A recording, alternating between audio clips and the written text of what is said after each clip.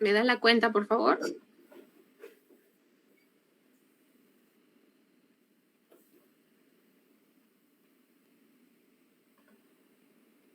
Bien, podemos empezar, ¿verdad? Ya estamos en vivo, Xiomara. Ya, perfecto. Muy buenas tardes a todos y bienvenidos a la segunda edición de Debates Urgentes. Este es un espacio justamente para el intercambio de perspectivas, de ideas con respecto a imaginar el mundo de la pospandemia. Esta es la centralidad de este espacio que vamos a tener hoy día. Hoy tenemos a 4 ponentes, por así decirlo, pero en realidad no son ponentes. Esta es la dinámica de este evento, va a ser un poco más fluida, vamos a poder dialogar y van a poder ustedes, las personas que nos están escuchando, comentar acá abajo sus comentarios que tengan, sus perspectivas, críticas. Todos los aportes van a ser bienvenidos y los vamos a estar leyendo, y también van a poder hacer preguntas a los ponentes que tengamos hoy. Tenemos a 4 esta vez y vamos a empezar presentándolos, primero mencionando a cada uno de ellos. Vamos a tener a Hugo Coya, a Alejandra Ruiz León, a Juan de la Puente y a Marcel Velázquez Castro.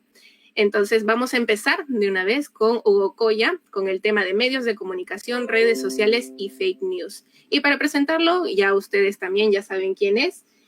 Hugo Coya es periodista, es escritor y también productor de televisión, y también es magíster en gestión y dirección de medios.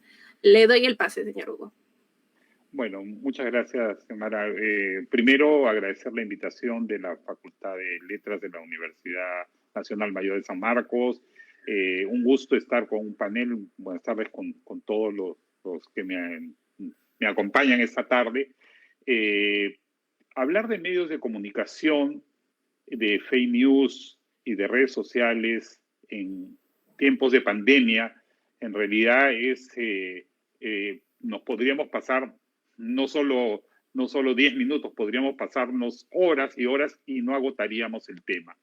Y yo creo que además la situación de los medios de comunicación en este momento en que vive el mundo y en especial que vive el Perú, vinculado a la fake news, evidentemente nos da, digamos, mucho pan por rebanar, mucha tela por cortar para hablarlo en criollo, ¿no? Porque el hecho de haber estado confinados o estar parcialmente confinados a raíz de esta pandemia ha multiplicado la importancia de los medios de comunicación, pero también ha multiplicado las noticias falsas. Las noticias falsas porque apareció un virus de la nada, un elemento, digamos, que invisible, que de un momento a otro nos demostró la fragilidad que somos como seres humanos, ¿no?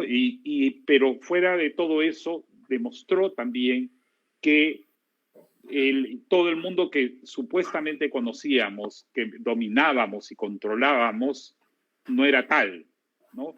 Un virus tan insignificante que apenas se puede ver quizás por un microscopio, nos ha permitido descubrir la vulnerabilidad del ser humano. Y eso evidentemente causa desasosiego, desazón, y la gente quiere información. Pero lamentablemente esta información, cuando se presiona sobre los medios de comunicación que no estaban preparados, como no estaba la sociedad en su conjunto para ello, esta demanda hace que los medios de comunicación intenten suplir esta deficiencia, y sobre todo en los medios peruanos, esta deficiencia de periodistas formados en el aspecto científico, de conocimientos de datos, información, ¿no? De verificación de fuentes especializadas, ¿no? Entonces, esta falta de formación científica de los periodistas ha quedado desnuda, en evidencia palpable, ¿no? Entonces, nos confiamos en los supuestos científicos que muchas veces no lo eran, y esto ha provocado, y estoy hablando en general de los medios de comunicación peruanos, ha provocado que proliferen muchísimas informaciones en los grandes, medianos y pequeños medios de comunicación, información que no era información. Otro aspecto, por supuesto, es la multiplicación de las fake news, ¿no? De estas noticias alarmistas que siempre pasan y ocurren, y ya veníamos desde antes de la pandemia, un crecimiento sostenido, pero que con la pandemia se volvió ya extraordinariamente importante, ¿no? Esta batalla en las redes sociales, donde se crean informaciones, donde aparecen en las noticias en WhatsApp alarmistas, donde cada uno tiene una receta secreta para combatir el virus, donde alguien tiene una información que los demás supuestamente no tienen y que me invitan y me indican o me incitan a compartirlo, ¿no? Y este compartirlo en realidad tiene dos aspectos, ¿no? Fundamentales. Por supuesto, hay varias aristas dentro de eso. Uno es el hecho de que alguien, cuando comparte, hay un otro, que es el generador de este contenido falso, que está ganando dinero. Porque cada vez que se comparte, ¿no? Esta persona va a obtener algo a cambio, sea por la cantidad de veces que se ha visualizado un video o se ha compartido, etcétera. Hay otro también, y no menos importante, es el aspecto político. Y acá no podemos engañarnos de que muchas veces de hecho, el manejo de la pandemia, estas noticias falsas tienen un trasfondo político. Y un trasfondo político que permite que mucha gente crea o quiera creer aquello que se asemeja más a su pensamiento o a esa concepción que tiene del mundo, ¿no? A esta formación de que el mundo es así o lo domino a partir de esta información privilegiada que me llega a través de las redes sociales, a través de los WhatsApp, a través de los Twitters, etcétera, etcétera. Entonces, eso ha contribuido a generar esta gran, digamos, olla de presión, que yo creo que con el fin de la pandemia, en realidad me parece a estas alturas, estamos en mayo, 20 de mayo de 2021, hablar de fin de la pandemia para el Perú parece como así un gran túnel que todavía no hemos atravesado, ¿no? Entonces, es muy difícil poder imaginarnos qué es lo que va a ocurrir después, ¿no? ¿Qué podemos avisorar después con los medios de comunicación? Si hablamos en este momento, que estamos además con un contexto de pandemia, con una campaña electoral absolutamente polarizada, con dos grupos que tienen graves cuestionamientos y que además están utilizando todo tipo de argucias y todo tipo de herramientas para atraer a los votantes, a votantes que no votaron por ellos, o sea, que es el 80% de la población, y acá no me quiero meter en un terreno que yo supongo Juan va a poder analizar con mayor propiedad, pero lo que yo me quiero centrar es en cómo todo este contexto hace que las noticias se trastoquen, se distorsionen y todo, y contribuyan a este clima de polarización que yo creo que después de que concluya la pandemia, ojalá que sea este año, ojalá que el próximo año, ahí Alejandra nos dirá qué cosa piensa sobre eso, pero creo de que el clima de polarización, dada la coyuntura de la segunda vuelta, no va a decrecer. Creo que las noticias falsas han llegado para quedarse y van a formar parte de nuestro día a día, y ahí los medios de comunicación, debido al rol que están tomando en este momento, en una segunda vuelta polarizada, con evidentes preferencias por una candidata más que por otro, entonces va a generar un daño muy fuerte y muy grave a su reputación, muy grave, que difícilmente se va a recuperar después de la pandemia.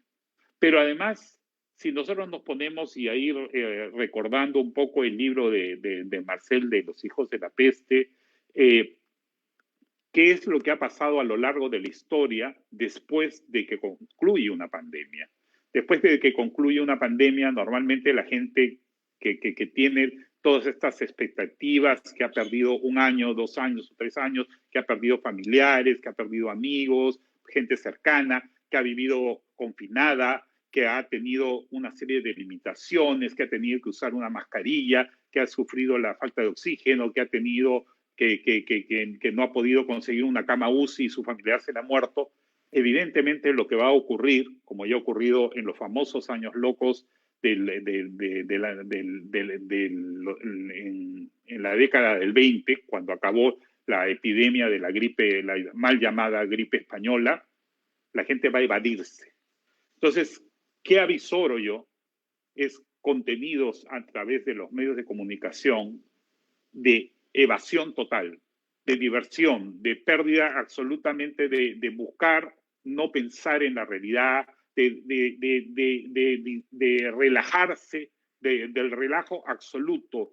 De hecho, he estado leyendo a algunos científicos sociales y sociólogos a raíz de esta conversación que teníamos ahora, que mencionan esto, que lo que avisoraban ellos como futuro, digamos, después de la pandemia, es esta desborde en el sentido de las expectativas. O sea, toda la gente va a querer hacer todo aquello porque el solo hecho de sentir la muerte tan cerca, de sentir que mañana te puedes estar aquí y después ya no estás, entonces va a provocar esta situación y los medios de comunicación van a reflejar necesariamente eso. Creo que además también va a crecer la influencia de las redes sociales con el deterioro evidente de la influencia de los medios tradicionales y eso va a tener un periodo bastante largo que yo creo que va a ser irreversible. No sé si he agotado mi tiempo y no quiero acapararlo, así que me quedo por ahí para una segunda ronda. Muchísimas gracias. Sí, muchísimas gracias. Justo exacto en su tiempo. Perfecto. Gracias. Bien, ahora vamos a tener a la segunda ponente. En este caso tenemos a Alejandra Ruiz León, que ya nos va a hablar sobre el tema de ciencia ficción a ciencia. Y les cuento un poquito de ella. Alejandra es magíster en comunicaciones, es bioquímica, pero es magíster en comunicación científica y en la historia de la ciencia. Y actualmente también está realizando estudios de doctorado en historia y sociología de la ciencia en la Universidad de Georgia Tech. Bien, Alejandra, te doy paso. Gracias, Xiomara. Sí, yo creo que todos en este último año hemos estado más expuestos a la ciencia o a la producción de conocimiento científico que nunca, ¿no? O sea, desde la cantidad de noticias verdaderas, falsas y por desmentir, pero sí hemos tenido una exposición distinta a la que solemos tener con la ciencia, ¿no? Yo siempre digo que se nos ha abierto la caja de Pandora, el black box of science, que ahora vemos los procesos de la ciencia, etcétera, ¿no?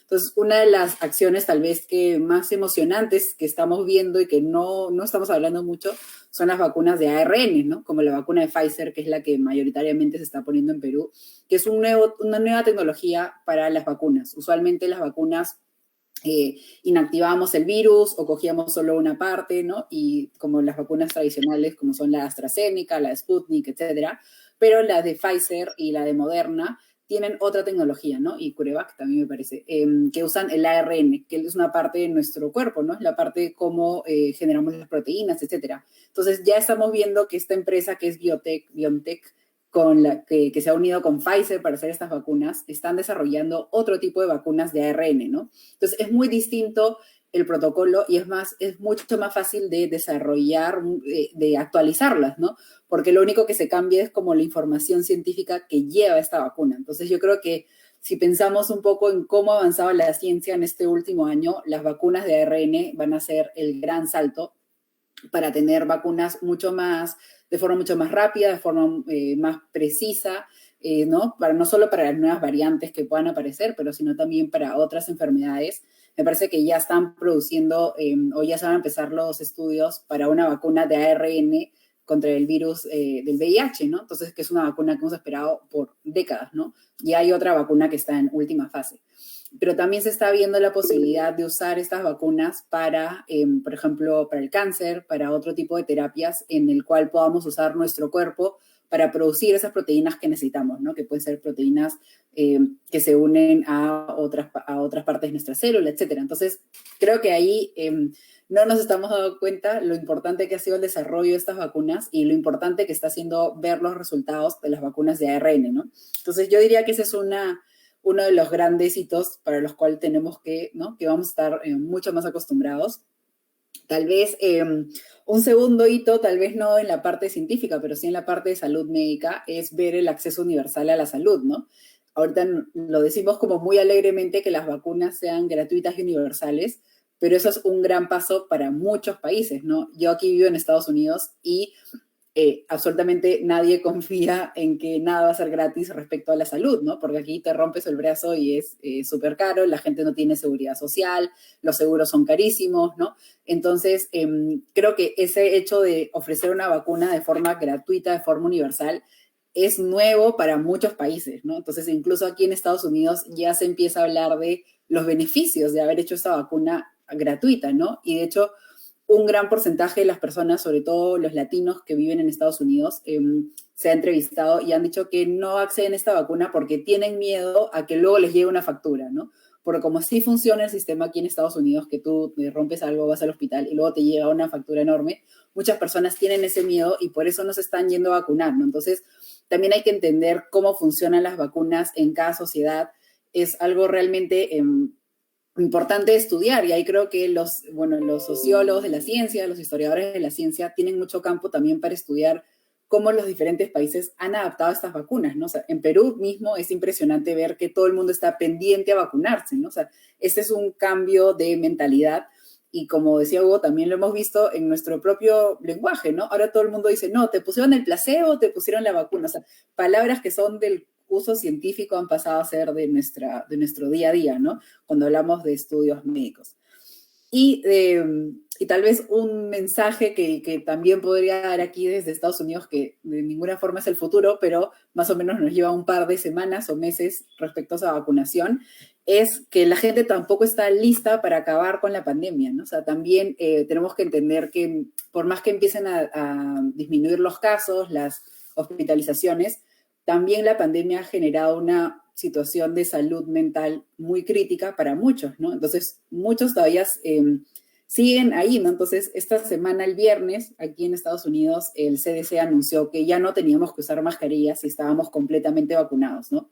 Y yo misma, que yo sé la evidencia científica, que he escrito sobre eso, que lo he explicado, no me siento cómoda, ¿no? Porque de alguna forma seguir usando la mascarilla me mantiene en que la pandemia sigue, me mantiene alerta porque yo sé que la pandemia sigue, ¿no? Entonces, tal vez vamos a ver que muchas cosas todavía nos cuestan, ¿no? O volver a las oficinas, volver a los colegios tal vez sea un poco más amigable, pero muchas personas están como, ¿no? Diciendo, no, yo estoy bien aquí en mi casa, todavía siguen. Entonces, esta pospandemia, que tal vez íbamos a saltar todos a estas fiestas, ¿no? De los años 20 nuevamente, pero también todavía hay como mucho temor, ¿no? Y creo que esta medida de Estados Unidos de ya no mascarillas no ha sido aceptada globalmente, ni ha sido vista como el fin de la pandemia, ¿no? Entonces, creo que esas son algunas de las claves de lo que van a venir en los próximos meses, ¿no? Y como vamos en Perú también, ¿no? Si cuando alcancemos un número de vacunados nos vamos a sentir cómodos de ya no usar la mascarilla, de juntarnos con todas las personas que conocemos, no sé, vamos a ir viendo en nuestra situación también. Bien, muchísimas gracias, Alejandra. Vamos a pasar a la siguiente ponencia. Tenemos a Juan de la Puente.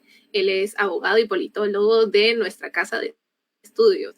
Es magíster en ciencias penales y candidato a doctor en filosofía por la Universidad Nacional Mayor San Marcos y director del portal Pata Amarilla. Le doy pase. Bueno, muchas gracias. Gracias por la invitación y un gusto compartir este debate con grandes amigos como Marcel, Hugo, y conocer a Alejandra Ruiz, cuyos textos ya lo había leído en otro portal, que es Jugo de Caigua, que me ha agradado muy notablemente. Yo creo que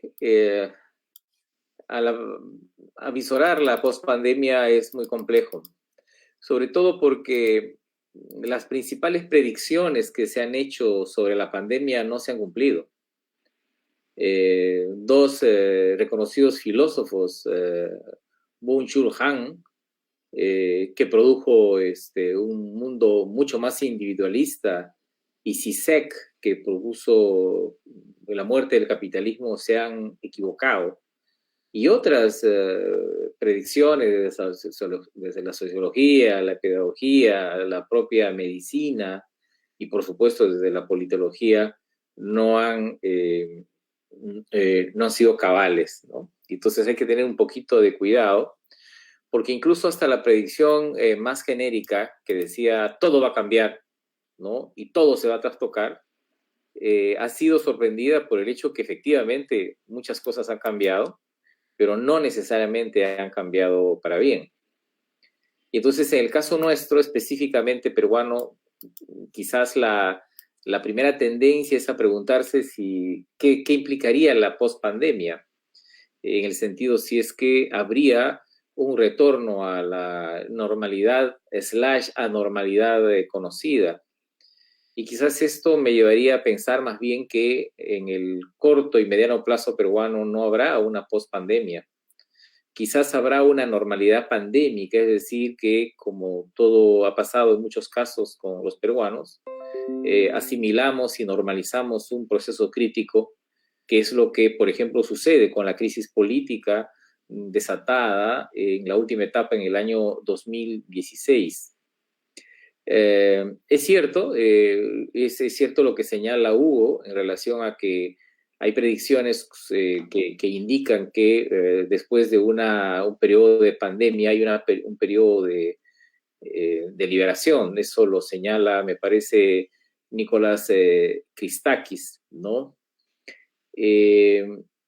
También es cierto que él mismo señala que recién el año 2024 podríamos entrar en un periodo de pospandemia, ¿no? Y esto es interesante porque la duración de la pandemia, en el caso peruano, es la duración de un periodo crítico, pero es un periodo crítico extremado que se produce sobre una crisis ya existente. Nadie, como los peruanos, sabemos vivir sobre la crisis y en la crisis y movernos en la crisis. Nosotros hemos vivido desde 1974 hasta por lo menos el año 1997 en una crisis económica y política, en un momento jalonada por la inflación y en otro por la violencia política y el terrorismo. En mi propio caso, desde que yo empecé a votar, siempre voté en cada elección en procesos electorales donde lo fundamental era cómo salir de la crisis. Recién el año 2006 yo voté una elección donde lo más importante ya no era cómo salir de la crisis, sino cómo redistribuir más. De modo que en la lógica peruana, que es profundamente resiliente, creo que sí estamos preparados para que un mundo, ¿no? Una etapa donde no hay una pandemia, sino una normalidad pandémica. Nosotros, otro elemento que creo que deberíamos contemplar en relación a la pandemia, a la supuesta pospandemia, es que nosotros nos hemos pasado durante decenas de años afirmando el individualismo, pero ha venido un virus a decirnos que somos más interdependientes que nunca. En estos momentos vivimos una tragedia para el individualismo.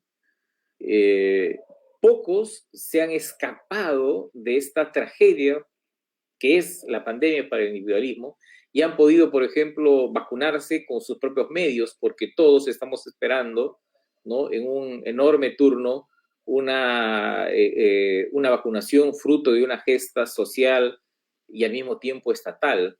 De modo que hemos sido empujados a una globalización a patadas por un virus global, por un remedio global, una vigilancia social, ¿no? Y en ese sentido creo que durante mucho tiempo más nosotros vamos a ser peruanos muy interdependientes.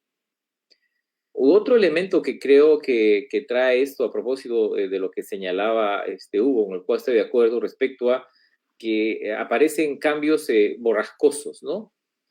Es cierto que los liderazgos en el mundo se acabaron con la pandemia. Yo no he visto otra etapa de la humanidad donde un periodo tan crítico no aparezcan liderazgos mundiales, ni de países, ni de personas. Algo de eso pasa en el Perú, un país donde se acabaron los liderazgos y donde más bien existe una especie de demanda de Estado. Cuanto más se escuchará la demanda de más Estado en el Perú, después de 30 años en que el discurso oficial era que requeríamos menos Estado, no sé, pero estamos obviamente en un momento distinto en relación a el hilo entre los ciudadanos y el Estado. Mi impresión es que por lo menos una década más va a ser incontestable el discurso y la demanda que necesitamos un poco más de Estado, más regulación, más capacidad organizadora, rectora y equilibradora del Estado. Y creo que también saldríamos de esta etapa más dura de la pandemia, ubicándonos en esta supuesta post-pandemia, que va a demorar todavía como advenimiento, con una enorme demanda de verdad. Y en el Perú la demanda de verdad será creciente.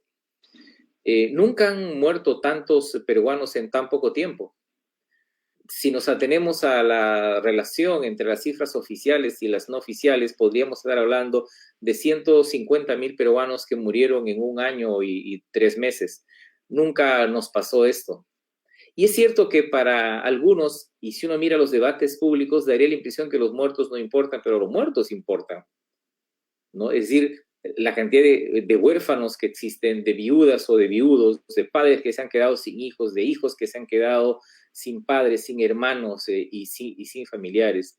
Más allá de lo que esto implica como tragedia personal, creo que pone sobre la mesa un asunto vinculado a la verdad, a la impunidad, y creo que sí, en el próximo periodo tendrá que haber una investigación sobre este asunto.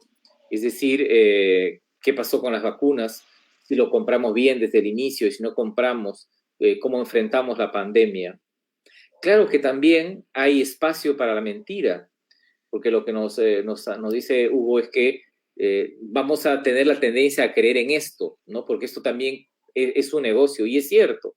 Habrá también espacio para la mentira, porque hay también espacio para la política brutal, para una forma de hacer política, ¿no? Y así como la fake news ha llegado para quedarse, también ha venido para quedarse la política brutal, lamentablemente. Es decir, la descalificación del enemigo, la anulación, la anatemización, hacer competencia y política pensando en la liquidación, en la supresión de las capacidades políticas del otro, y un tipo de competencia que tengo la impresión que las elecciones no lo resolverán. Y yo, claro, no lo quiero, pero tengo la impresión que una de las tendencias de la política peruana es a que el ciclo de competencia política de este año no acabe o no sea suficiente y quizás el Perú precise o produzca, aunque uno no quiera, una tercera vuelta el año 2022 o el año 2023. Entendida esta tercera vuelta no solo como una solución acorde a los cánones constitucionales, sino incluso también como posibilidad de que esta solución o esta salida no implique necesariamente, ¿no?, un camino constitucional, es decir, un camino y vaya por un camino vedado.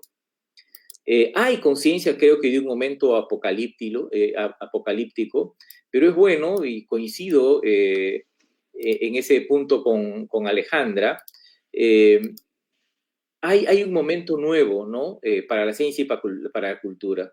Y quizás lo más importante es que se ha fusionado la ciencia con la vida cotidiana y todos tenemos ahí un aprendizaje de la ciencia. Me parece que eso también ha venido para quedarse en distinto modo, ya sea en el lenguaje, en las preocupaciones cotidianas, como dice Alejandra, pero también como políticas públicas. El hecho de que haya sido, no sé si 1 o 2 investigadores o científicos o académicos vinculados a las ciencias médicas y a la difusión de la noticia de esta pandemia, que han sido elegidos parlamentarios, y el hecho de que nos hemos posicionado el discurso de que sin ciencia no hay futuro, creo que pone sobre la base la necesidad de entender la ciencia como algo cotidiano y no como una especialidad solo de algunos ilustrados. Y en ese sentido, quizás estamos en un evento de la Facultad de Letras y Humanidades, a un encuentro también de las ciencias y las humanidades, ¿no? Contra ese sentido que separaba las ciencias de las humanidades y que nos proponía unas ciencias tecnocráticas, ¿no? Que no tenía nada que ver con las humanidades. Y este es un momento en que tengo la impresión más bien que como que la ciencia y las humanidades se juntan en uno solo, como finalmente fueron, ¿no? Hace más de 4, 5 o 6 siglos atrás. Eso me gustaría decir en esta primera intervención. Les agradezco mucho. Muchísimas gracias. Y muy interesante lo que dice. Efectivamente, este evento es una clara evidencia de que las ciencias y las humanidades cada vez están regresando la una a la otra, ¿no? Bien, vamos a pasar entonces a la última intervención de esta primera ronda, con la del profesor de nuestra facultad, Marcel Velázquez Castro, con el tema El presente será pasado, historia y cultura. Bien, Marcel Velázquez, como ustedes ya saben, es doctor en literatura latinoamericana y también autor del libro Hijos de la Peste. Profesor, le doy pase. Su micro, profesor, disculpe. Gracias por la presentación. Yo quiero comenzar pensando en cómo podemos imaginar el futuro de un mundo post-pandémico, ¿no? Es decir, efectivamente, como se ha dicho, la pandemia continúa e incluso cuando, digamos, la vacunación mayoritaria de la población mundial se dé, el final de las cuarentenas, el cese de las restricciones de movilidad, los efectos de la pandemia van a continuar y van a seguir modelando esa sociedad que viene, ¿no? Y por supuesto no es un efecto unidireccional, sino que esa modelación provoca resistencias, provoca adaptaciones. Y creo que en esa riqueza de entender que nuestro presente será pasado y ese futuro se construye a partir de las expectativas y de la experiencia que estamos teniendo, es que hemos situado este evento, ¿no? Hay muchos especialistas que coinciden en que la pandemia ha acelerado ciertas tendencias, ¿no? Es decir, que el mundo pospandémico ha radicalizado una serie de procesos sociales, científicos que ya estaban, pero que van a ser cada vez más significativos. Por ejemplo, mencionaba Alejandra el tema de las vacunas, ¿no? O sea, eso tiene que ver directamente con la biotecnología, procesos que ya estaban y que ahora son cada vez más significativos. O el tema de la inteligencia artificial, que ha servido, digamos, para manejar enormes cantidades de información y proponer, digamos, alternativas de respuesta, sobre todo para el tema de conductas sociales, ¿no? Por otro lado, tenemos el tema de la desigualdad. La desigualdad se ha exacerbado de una manera obscena en ciertos países como el nuestro, y eso explica mucho de los resultados políticos que tenemos. Y se han creado nuevas desigualdades, ¿no? Pero a su vez se ha hecho evidente las necesidades y las fortalezas sociales de cada comunidad, ¿no? No vamos a tener un mundo pospandémico, vamos a tener varios mundos pospandémicos que van a estar en interacción, en tensión, en jerarquías, en pugnas, ¿no? Lo que quizás es por lo menos a mí desde la cultura me impresiona más, es que por primera vez el futuro tiene dos marcas, la marca de la incertidumbre y la marca de la vulnerabilidad. Y eso sí me parece que es una cesura significativa, porque nos llevaría a pensar que ese enorme arco que se abre con el horizonte de la ilustración, en la cual el futuro se percibe como progreso, como adelanto, como desarrollo tecnológico, como mayor democratización social, como mayor conocimiento acumulado para el hombre, como mayores libertades para las sociedades, y que se vive sobre todo en el siglo XIX, en el gran siglo XIX, ¿no? Que concluye, digamos, con la Primera Guerra Mundial, donde hay un cierto desencanto, donde se observa que esa ciencia y esa tecnología servían también para destruir vidas humanas a una escala impensable en ese momento. Y en general el siglo XX es el siglo del desencanto, ¿no? De ese proyecto moderno ilustrado. Pero es también el siglo en el que siguen apareciendo utopías en la que el futuro se considera de alguna manera una emancipación. Y sin embargo, quizá, la pandemia nos ha diseñado un futuro en el que la incertidumbre y la vulnerabilidad son las únicas certezas que tenemos, ¿no? Quería destacar eso primero y luego pasar a ver algunas tensiones que quiero compartir con esta mesa, ¿no? Un mundo globalizado crea lo que Robert Peckham ha denominado el espectro de la sincronicidad. Un relato ficcional de simultaneidad de un solo mundo. Estoy aquí en un distrito de Lima, observando espantado cómo recogen cientos de cadáveres arrojados al río Ganges, cuerpos de personas que se murieron de COVID-19 sin ser testeados y que no aparecerán en los registros oficiales de la India. Luego veo imágenes desoladoras de cómo se acabó el oxígeno medicinal en el Tíbet, o empiezo a leer un artículo que propone las cifras más verosímiles de la mortalidad de la pandemia en cada país, y donde se hace la escala con el Perú y la India, y nuestra catástrofe es semejante, ¿no? A escala de la población. Me siento en el mundo, pero sigo en el mueble de mi casa, sometido a las disposiciones legales y al ritmo de vacunación de un Estado-nación particular. Esta tensión se ha agudizado con la experiencia de la pandemia. Vivimos una experiencia global, que duda cabe, pero la respuesta de cada gobierno, la fortaleza de cada Estado, nuestras pertenencias sociales y familiares, nuestras redes comunitarias, son las que han definido nuestras mayores o menores probabilidades de contagio y sobrevivencia. Entonces, cuando pensemos, creo que todos coincidimos en que estamos ante un acontecimiento global, pero ha habido usos, digamos, y resistencias de ese acontecimiento global que han estado definidos por aquello que había quedado un poco invisibilizado en esta fantasía de la sincronicidad y de la globalización, ¿no? Es decir, las decisiones particulares, no solamente del Estado-nación, sino de las distintas filiaciones que podemos generar como seres humanos. Como ya se ha dicho y lo ha explicado muy bien Juan, las perspectivas para el Perú son inquietantes, porque ninguno de los candidatos ofrece siquiera una leve preocupación por el futuro, ¿no? Una de las razones por las cuales invité a esta mesa y a conversar es que en el Perú prácticamente nadie quiere discutir lo que se viene, ¿no? Estamos siempre tan atrapados en la crisis, en la coyuntura, en el escándalo del día, que nos es difícil, digamos, proyectarnos más allá, ¿no?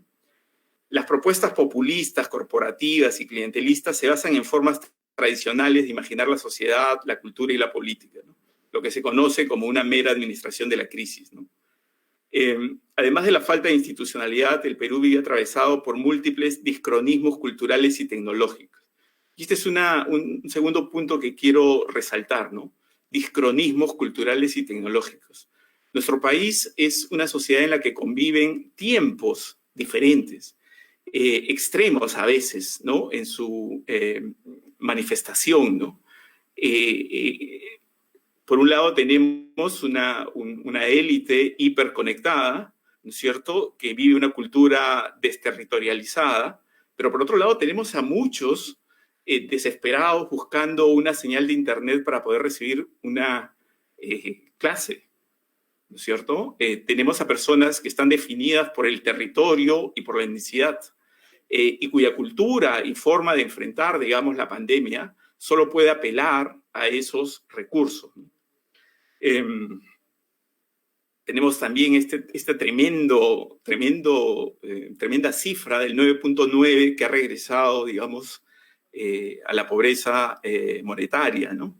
que significa casi 10 años de retroceso del crecimiento económico del país. Claro, crecimiento económico que no fue desarrollo, ¿no? Eso queda muy bien, ha sido muy bien señalado, ¿no? El índice de desigualdad no creció de la misma, no se redujo de la misma manera, ¿no? Entonces, de alguna manera, la pandemia intensifica y radicaliza estos discronismos, estos múltiples tiempos, ¿no? Entonces, imaginar un futuro pospandémico en un país como el nuestro es imaginar múltiples escenarios en los cuales los actores tienen recursos y tienen acceso diferenciado y que les va a permitir mecanismos de actuación completamente distintos, ¿no?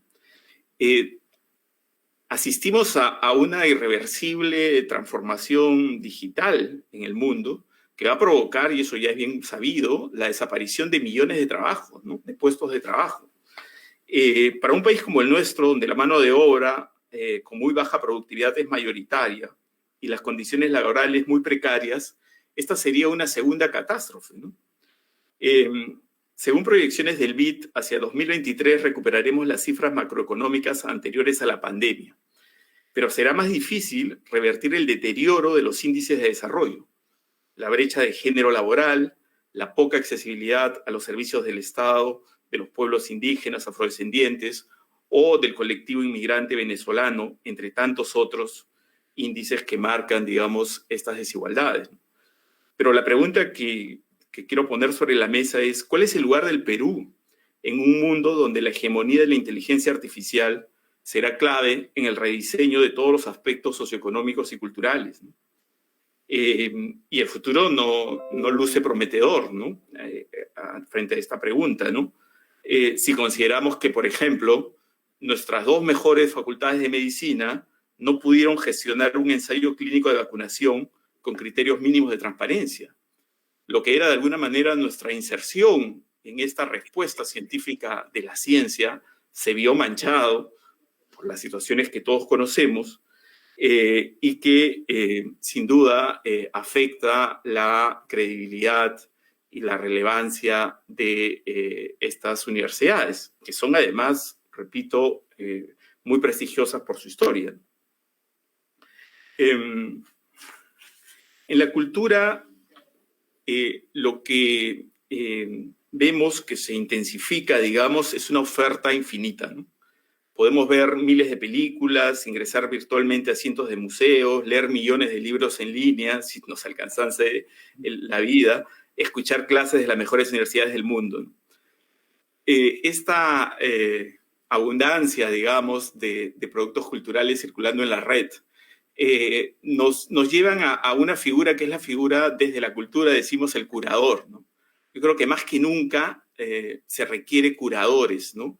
Es decir, tenemos que desarrollar habilidades para poder seleccionar con pertinencia aquello que realmente pueda enriquecer nuestra perspectiva. Y así podamos movernos en este mundo que solamente va a crecer, así como van a crecer las noticias falsas que ya se quedan con nosotros, va a seguir creciendo esta oferta cultural digital. Y lo último, un minuto más, pido, es la consolidación de proyectos culturales que buscan comprender las lógicas de la naturaleza, ¿no? Formalizarlas y simbolizarlas. La vida microbiológica, la coexistencia de diferentes especies en el mismo territorio, el agua, la relación con los animales, aspectos en los que las sociedades y pueblos menos globalizados han avanzado desde hace ya mucho tiempo, pero ahora corresponde escucharlos y aprender de ellos y con ellos sobre todo, ¿no? Tendremos que convivir con el virus, sin duda, pero sobre todo tenemos que replantear nuestras relaciones con otras formas de vida. Y ahí la cultura creo que va a jugar un papel capital. Dejo acá la primera intervención. Bien, muchas gracias, profesor. Vamos a tener una segunda ronda en la cual nuestros participantes van a tener una intervención de 5 minutos cada uno para también comentar al respecto de las otras intervenciones y también van a poder incluso agregar más información, más opinión con respecto a lo que ellos han expuesto. Pero antes de pasar a esta segunda ronda, vamos a hacer recordar a las personas que nos están escuchando y que nos están viendo a través de Letras TV que pueden comentar aquí abajo la opinión que ustedes tienen, cómo será el mundo post pandemia, ¿verdad? Entonces pueden comentar, no se olviden, para poder hacerle las preguntas respectivas a cada uno de los participantes. Vamos a pasar entonces a la intervención de Hugo Coya. Gracias, Sion. Definitivamente las grandes crisis siempre provocan grandes cambios, ¿no? Puede sonar a frase hecha, pero es la realidad, ¿no? Más allá de que tengamos que lidiar con las secuelas que va a dejar la pandemia, sea en 1 año, en 2 años o en 3 años, como se ha dicho, hay secuelas psicológicas, hay secuelas económicas, hay secuelas políticas, y todo eso evidentemente también va a impulsar un cambio de tendencias en el comportamiento humano. En el aspecto por el cual se me ha convocado, que es el aspecto de los medios de comunicación, por supuesto también va a haber un cambio en el consumo de los medios de comunicación. Algo que ha provocado la pandemia, y yo creo que ahí quizás si hablamos positivamente, es que ha profundizado la globalización en términos noticiosos.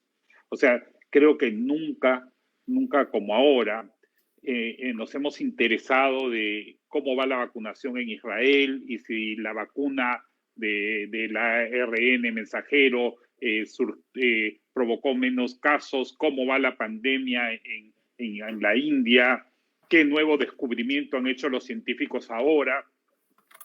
Todo eso nos ha demostrado a los seres humanos cuán interdependientes somos, pero además a los peruanos nos ha volcado más a conocer más el mundo, ¿no? Porque normalmente los medios tradicionales, sobre todo, siempre las secciones internacionales ocupaban un espacio muy discreto, ¿no? Con poco contenido, y ahora lo que sucede es que muchas de las noticias internacionales en realidad tienen una evidente repercusión directa sobre lo que nosotros estamos haciendo sobre lo que nosotros estamos actuando o cómo estamos viviendo, porque recuerdo de este programa que tiene Marcos Cifuentes en La Encerrona, decía, yo hablo desde el futuro, ¿no? Cuando comenzó la pandemia en Europa y 2 o 3 semanas ya habían tenido confinamientos, habían tomado algunas medidas y nosotros estábamos un poco como más atrás y él nos avisoraba lo que iba a ocurrir o lo que estaba ocurriendo allá, y nos interesaba precisamente porque sabíamos que eso nos iba a tocar a nosotros, la interdependencia.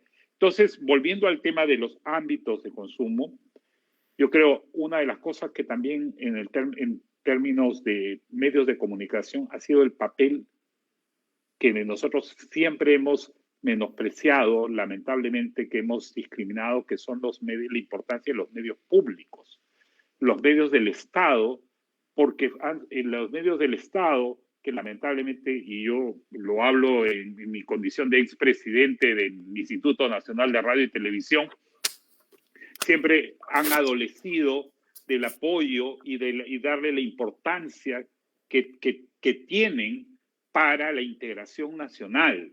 O sea, hay lugares en este país, hay pueblos en este país que solo tienen una radio o solo tienen una televisión, y esa única radio es Radio Nacional, o esa única televisora que llega a estos pueblos es TV Perú, pero que sin embargo no le ha dado la relevancia y la importancia que debería tener, los recursos para eso. Y cuando se cerraron los colegios y tuvimos que hacer el aprendo en casa, lamentablemente pues el Estado no pudo suplir esta deficiencia, y los padres tuvieron que asumir esta tarea tortuosa, difícil, porque de convertirse en instructores, en tutores, en asesores, en aprender, en convivir en el confinamiento y a la vez en este doble papel de ayudar a sus hijos a no perder el año escolar, a poder estudiar y todo. Y allí, lamentablemente, la televisión y la radio del Estado no ha podido porque no tenía los recursos, ni tenía la capacidad, ni tenía la formación, ni tenía todo lo que necesitaría un Estado moderno con medios públicos adecuados para ayudar precisamente en este difícil trance que estábamos viviendo. Otro aspecto, yo creo, que ha llegado para quedarse es el tema de la digitalización. Ya eso fue mencionado por Marcel, pero creo que espacios como este, como el que nos congrega ahora, van a ser parte de nuestra cotidianidad, ¿no? O sea, definitivamente los medios digitales van a crecer porque la segmentación de la población aumenta en la medida en que descubren que los medios tradicionales no son suficientes o no están cubriendo muchas de las cosas, y ahí no solo en el términos informativos, sino también en términos de entretenimiento. Las plataformas como Netflix, Amazon Prime, HBO, etcétera, etcétera, Disney, todas estas han tenido el mejor periodo de su historia, ¿no? O sea, yo tenía la oportunidad de conversar con algunos directivos de Netflix y estaban, por supuesto, ellos bollantes, o sea, mientras que las empresas en general quebraban o tenían gravísimos problemas para, digamos, mantener a sus empleados, ellos crecen y siguen creciendo. Y la demanda para mayor contenidos audiovisuales es muchísimo mayor. Y eso nos ha beneficiado a nosotros como peruanos, porque hemos podido conseguir que a raíz de la pandemia se acuerden que también existe el Perú y que existen peruanos que también quieren consumir productos peruanos, y algunas series y algunas películas ya han comenzado a entrar a estas plataformas de streaming, ¿no? Y otro aspecto que yo quiero reiterarlo, lo mencioné en mi primera intervención, es el problema de la formación científica de los periodistas. O sea, que es un tema que nos ha dejado realmente ha quedado reflejado, y es muy grave esto, porque obviamente va a haber otras pandemias y va a haber otras situaciones de crisis sanitaria, no sé si tan graves o más graves que y lamentablemente las formaciones universitarias, pero además los propios medios no han valorizado la ciencia como debería. Y ahora, con esta sensibilidad especial, yo creo que en los próximos años el público va a demandar que sus periodistas tengan una formación mejor, y la presencia de los científicos ahora que tenemos a Alejandra aquí, pero en general darles el espacio que merecen. O sea, la ciencia ha perdido, pues siempre fue la pariente pobre del Estado, la que tenía que estar mendigando para conseguir. Nuestros científicos tienen que conseguir financiamiento. El CONCITEC es un instrumento burocrático que no ayuda. Nuestros mejores científicos se van al exterior porque no tienen facilidades, porque no consiguen dinero para sus investigaciones. Y yo creo que todo eso nos interpela, nos reclama, y yo creo que el público en general, la población va a exigir que los medios, sean digitales o sean tradicionales, contengan una mayor y mejor información científica.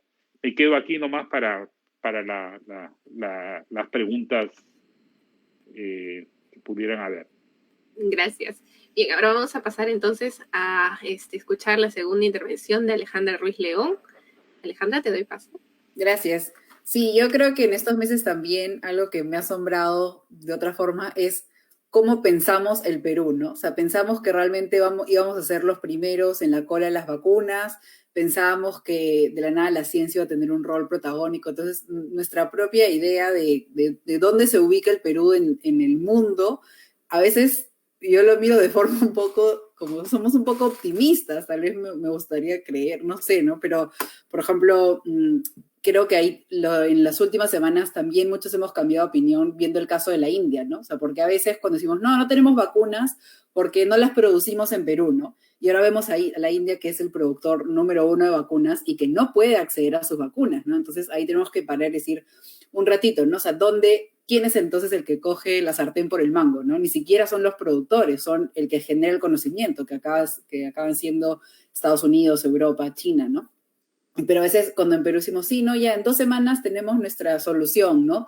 O como que en Perú esto no va a pasar, o en Perú vamos a controlar la pandemia. Entonces, creo que nos falta ser un poco realistas y decir como, no, en Perú nuestro sistema de salud está abandonado, no de ahora, de hace años. Lo mismo con los medios de comunicación, ¿no? Al inicio un montón de gente, me acuerdo, y por ahí tengo algunas entrevistas, a las primeras semanas de la pandemia, decían, bueno, ahora como tú vas a estar contenta, porque ahora va a haber un espacio para la ciencia, ¿no? Y yo, no, o sea, soy súper consciente que no lo va a haber, o sea, hay más espacio y más conversación, sí, pero tampoco es que ahora hemos visto nuevos programas de ciencia, espacios de ciencia o comunicadores científicos en medios, ¿no? O sea, se han abierto nuevos canales como Jugo de Caigo, en el que estoy yo, y en otros medios que han incluido a periodistas científicos, pero tampoco es como lo que merece, ¿no? Y pasa lo que hablaba Hugo, que es que las noticias de ciencia, de tecnología, de medio ambiente se cubren como bien se puede y nunca es de la mejor manera a veces, ¿no? Y da lugar a noticias falsas, etcétera, ¿no? Y no solo eso, también vemos que hacia una avalancha de noticias falsas no hay forma de protegernos, no hay fiscalización, no hay control, nada, ¿no? O sea, y no solo en redes sociales, que puede ser más difícil, tampoco en medios de comunicación, ¿no? Y creo que los que estamos del otro lado, en el caso de redes sociales, nos llega súper directo el comentario del público, ¿no? Y sí vemos cómo afectan las noticias falsas, no solo en el proceso de vacunación, en el nivel de angustia en el que vivimos constantemente, ¿no? O sea, la gente está súper angustiada por las nuevas variantes, por las vacunas, etcétera, y no siempre esa angustia es real a la situación, o sea, no siempre está conectada, ¿no? Sino que los periódicos, los medios de comunicación nos mantienen ahí constantemente y creo que nos hace daño, ¿no? Entonces, claro, yo también veo eso y también lo que hablábamos antes de los referentes, ¿no? ¿Quiénes son nuestros referentes de la pandemia? O sea, ¿a quién hemos seguido, no? Bueno, hubo cambio de gobierno, etcétera, luego se vacunaron nuestros referentes, o sea, hemos tenido en verdad, no sé, los historiadores de la ciencia van a tener aquí una cantidad de hechos para cubrir, ¿no? Pero realmente a veces preguntamos eso, como país, ¿quién es nuestro referente científico de la pandemia? ¿A quién escuchamos, no? Entonces ahí tenemos como diferentes voces y creo que podríamos tener también más espacios, ¿no? Para tener referentes dentro de cada una de las comunidades, dentro de cada uno de los ambientes, etcétera, ¿no? Entonces esas son mis ideas. En general, cómo vemos al Perú dentro del mundo, a veces a mí me desconcierta, ¿no? O sea, ese optimismo me desconcierta o me pregunto de dónde viene, ¿no? O si creemos que cómo funciona la ciencia o cuál es nuestro rol, ¿no? Porque realmente tenemos un rol bastante trazado, no solo a nivel mundial, a nivel de la región también, ¿no? Y ahí sí creo que tal vez el espacio que faltaba de periodistas científicos lo han asumido muchos nuevos científicos, ¿no? Ha habido como una generación nueva de científicos que, como Percy, que está siempre en las tele, ¿no? O sea, muchos más científicos han empezado a participar en los noticieros, en la radio, en podcast, en redes sociales, ¿no? Entonces sí he visto que como que muchos científicos sí se han lanzado a ser comunicadores, ¿no? Entonces eso también me parece que es algo que ha habido este espacio y que muchas personas han sentido que pueden apoyar de esa forma. Y me parece que es una de las formas más adecuadas, ¿no? Porque por lo menos nos aseguramos que hay rigor científico. Obviamente, al final en la comunicación es difícil comunicar la ciencia, ¿no? Pero por lo menos sí es algo que rescato, que hemos visto muchos más científicos involucrados, ya no solo a nivel político, como mencionaban antes, pero también en los medios de comunicación, ¿no? Mucha más apertura a participar, a tener sus propias iniciativas, sus propias cuentas, tener otros encuentros con la sociedad que no se podían, ¿no? Y por la misma digitalización, muchos científicos estamos fuera del Perú y usualmente eso íbamos a veces y teníamos encuentros, ¿no? Siempre en verano, en vacaciones, y ahora realmente podemos estar mucho más conectados por las redes. Entonces creo que eso también ha ayudado a que haya más participación de la comunidad científica que está fuera, que es bastante importante en nuestro caso. Bien, justo estamos sobre el tiempo. Vamos a pasar a la intervención de Juan de la Puente. Gracias. Algunas notas en base a las intervenciones de Hugo, de Marcel y de Alejandra, con las que coincido y que me motivan.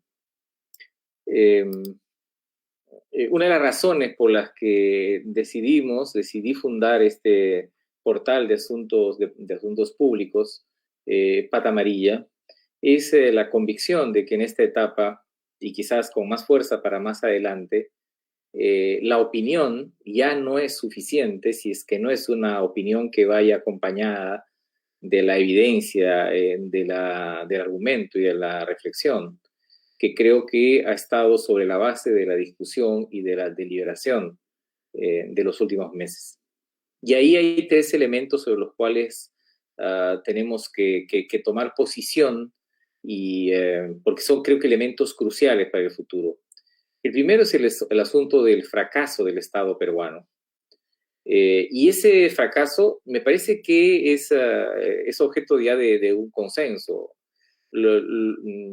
Quizás en ese sentido, no obstante, hay algunas diferencias entre las tesis que se esgrimen sobre el fracaso. Yo advierto, por ejemplo, una tesis determinista que dice que como el virus tuvo una irrupción sorpresiva y frente a al cual no había nada que hacer, sus efectos son evidentes y no podían ser evitados. O esa tesis estructural que decía que sobre la base del abandono de la salud, de la educación en los países, es evidente también de que el fracaso era esperado, aunque hay países que tenían el mismo déficit estructural en salud y que no les ha ido tan mal como a nosotros. O la tesis comunitaria que afirma que la responsabilidad está en los que salen a trabajar o a cualquier cosa, y entonces no hay disciplina social como algunos países en Asia. Lo cierto es que también en Asia han tenido enormes pérdidas por la pandemia, aun cuando sí me motivó, me impactó profundamente que hacia el mes de mayo del año pasado había más peruanos que le tenían miedo al hambre que a contagiarse el coronavirus. Y finalmente está la tesis de las políticas públicas, con las que yo simpatizo más. Es la tesis que señala que acá hicimos cosas mal que pudimos hacer en ese momento bien. El otro elemento es el asunto de los derechos, ¿no? Creo que con todos los errores que hemos tenido en muchas partes del mundo, incluyendo en el Perú, se han producido en estos meses el reconocimiento de muchos derechos. El hecho de que haya distribuido el Estado peruano hasta 8 tipos de bonos, un Estado además que solo tenía las transferencias monetarias de Juntos y de Pensión 65, eso es muy importante y creo que sienta las bases de una política pública de protección social para el futuro, o de reconocer que mediante ley que hayan personas vulnerables solo por tener una edad determinada o una condición médica previa, el reconocimiento del trabajo remoto, el reconocimiento de que los estudiantes de la escuela pública tienen derecho a una tablet que además esté conectado para recibir clases, los créditos que se han entregado. A mí me parece que se ha fundado una nueva generación de derechos en el Perú. Probablemente estos derechos tienen que ser garantizados en el futuro por un mejor Estado, pero no dejo de anotar que eso es algo bueno que nos ha pasado de cara al futuro. Y de cara al futuro también creo que tenemos algunos escenarios. Yo por lo menos selecciono 4 de los que podrían venir en los próximos años.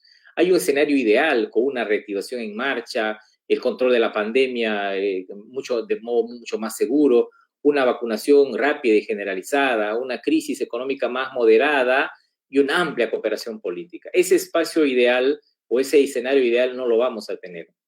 Hacia marzo creíamos que la reactivación podía estar en marcha, que íbamos a controlar la pandemia, incluso aun cuando haya una baja cooperación, me parece que tampoco vamos a tener. Luego de los sucesos de noviembre, incluso rebajamos nuestras expectativas y pensamos que, aun siendo la reactivación relativa y controlando incluso relativamente la pandemia y existiendo una baja cooperación, el escenario era sombrío, complicado, pero iba a ser superable. Y hoy, de cara al futuro, nos encontramos en un escenario que no hubiésemos elegido por ningún motivo en marzo del año pasado, con una reactivación mínima, un control mínimo de la pandemia, una vacunación en proceso, pero con enormes retrasos, y un riesgo de una enorme ausencia de cooperación luego del 28 de julio.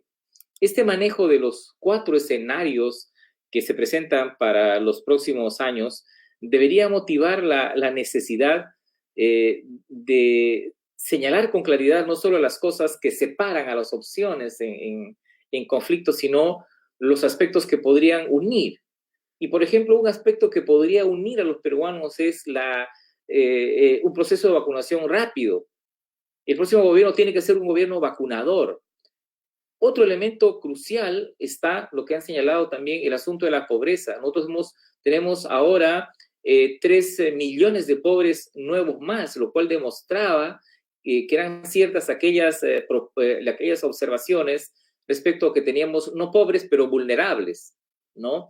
Y entonces el manejo de los conceptos de vulnerabilidad y pobreza deben ser parte de las políticas públicas. Creo que es un punto de consenso. Otro punto de consenso para los próximos meses rápidamente es el retorno seguro a clases de los estudiantes, ¿no? Ahí, por ejemplo, tenemos tres cartas de pacto sobre la mesa que harían que este escenario, que advierto que será complejo después del 28 de julio, pueda ser más manejable y menos doloroso y trágico para los peruanos. Ahí lo dejo, gracias. Muchas gracias. Entonces ahora tenemos la última intervención del profesor Marcel Velázquez. Sí, quiero comenzar tomando uno de los puntos de Juan sobre el tema de las clases presenciales, ¿no?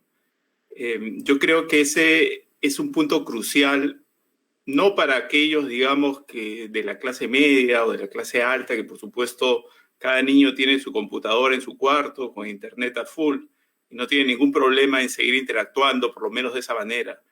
Pero para aquellos que están fuera de esas redes tecnológicas y que no tienen acceso, incluso la tablet llegó tarde cuando el año ya estaba casi concluido, sigue habiendo problemas con esas tablets para conectarse, ha generado una sensación de abandono y de desolación en esos sectores pobres, marginales y históricamente excluidos, que sin duda es una de las razones por las cuales la confianza en un relato de educación que pone la educación en el centro del relato político explica el éxito que tiene Castillo, ¿no? No hay duda, digamos, que ese retorno a la presencialidad tiene una urgencia radical, ¿no?, para esos sectores, y ojalá que se logre lo más pronto posible. Pero bueno, ese era un comentario, y quería seguir un poco en la línea de estos caminos culturales que me parece van a ir hacia el encuentro de la naturaleza de otra manera, ¿no? Es decir, ya no verla como una fuente de recursos, sino incluso creo que esta pandemia ha generado un respeto, ¿no es cierto?, a las lógicas propias de la naturaleza. Somos todos más conscientes que la catástrofe ecológica que estamos produciendo está vinculada con la zoonosis y que eso puede hacer pronto la aparición, sería terrible, pero de otras pandemias, ¿no? Y eso nos lleva a quizá un descentramiento de la vida humana, que me parece a mí que sí podría ser un punto nodal del futuro, ¿no? Es decir, la cultura ya no giraría alrededor, digamos, de la experiencia humana solamente, sino que buscaría tejer alianzas, tejer redes, interacciones dentro de lo posible. Es muy difícil imaginarlo con precisión, con otras formas de vida, con otras materialidades, con otras textualidades, ¿no?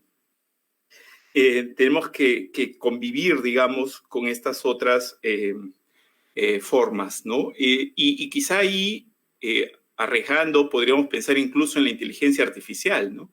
Es decir, nuestra relación con los animales, con la naturaleza y con la inteligencia artificial probablemente empiecen a ser repensadas, porque ya surge, digamos, en varios de los que están reflexionando sobre esto, la posibilidad de que el desarrollo de la inteligencia artificial termine convirtiéndose no solo, digamos, en una modificación de la naturaleza humana, sino en una amenaza para el ser humano, ¿no?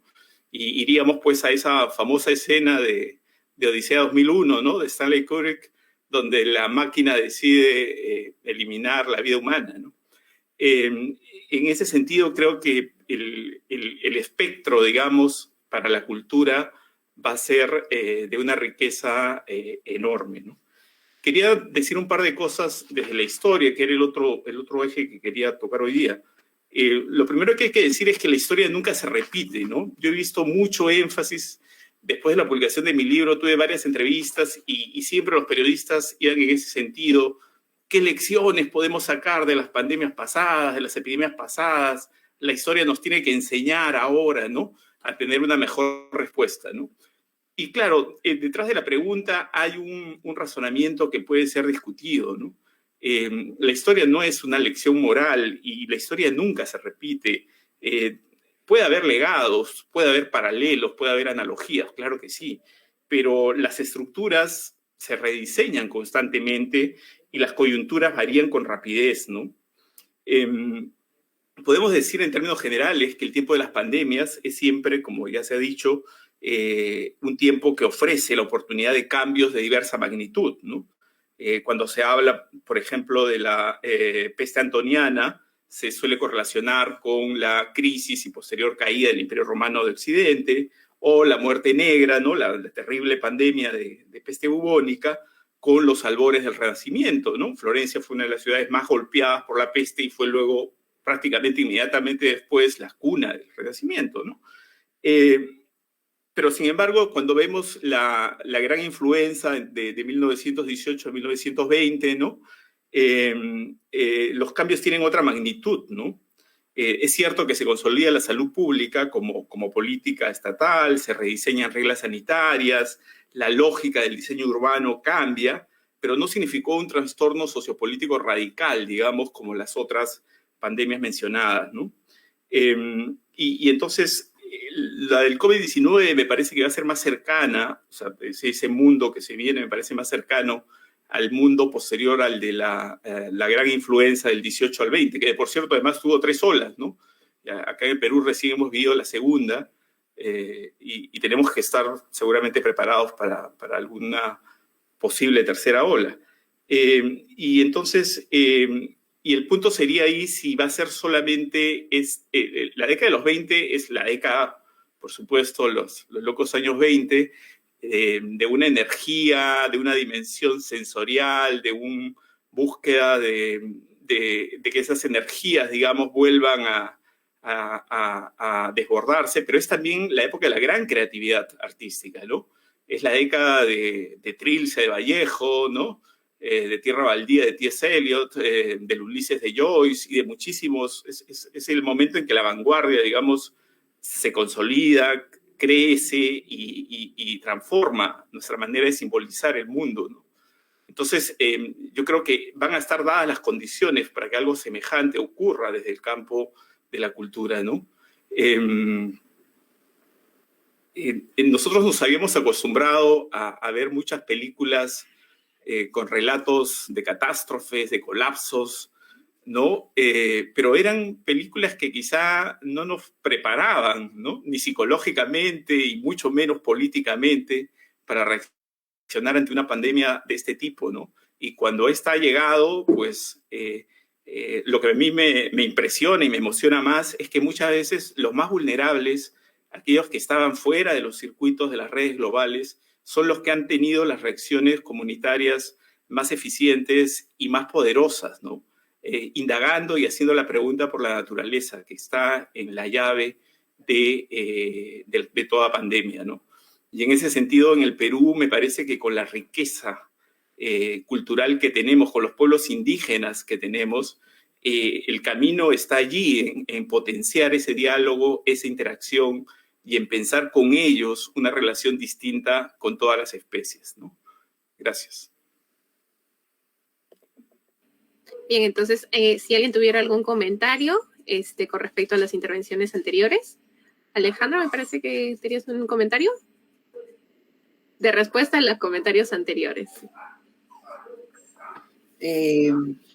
Sí, yo creo que, bueno, en general creo que todos estamos expectantes a cómo va a ser el cambio. En Perú también tenemos, claro, el cambio de gobierno también es algo que de alguna forma nos genera otro tipo de cambio, ¿no? Y creo que muchos vamos a esperar cómo continúa el proceso de vacunación, que es lo que más nos preocupa o lo que más nos concierne ahora.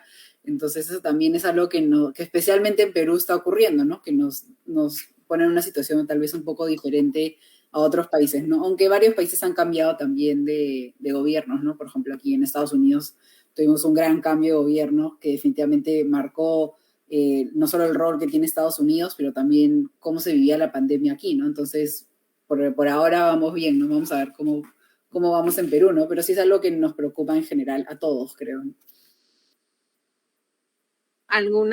Gracias. ¿Alguna otra idea de reacción de parte de Hugo o Juan? A ver, Hugo, ¿está apagado el micrófono? Perdón, un poco en la misma línea de lo que ya ha mencionado Juan, lo que acaba de mencionar Alejandra y Marcel, sobre los cambios políticos, ¿no? Yo creo que, y ahí recojo algo que mencionó Juan o deslizó en su primera intervención sobre la posibilidad de que no vivamos una segunda vuelta, sino una tercera vuelta en términos políticos, ¿no? Y no necesariamente por métodos que él mencionó como vedados. Sí, definitivamente esta pandemia está provocando una serie de cambios a nivel mundial. Lo estamos viendo no solo en Estados Unidos, como mencionaba Alejandra, lo estamos viviendo en Chile, por ejemplo, donde acaban de ir a elecciones a una asamblea constituyente que acaba que pretende acabar con esta herencia, con este legado pinochetista, y donde paradójicamente digamos, o coincidentemente con esta transformación, los que han ganado han sido los independientes, donde hay una paridad, ¿no? Donde las mujeres van a tener el rol que les corresponde, incluso hasta mayoritario.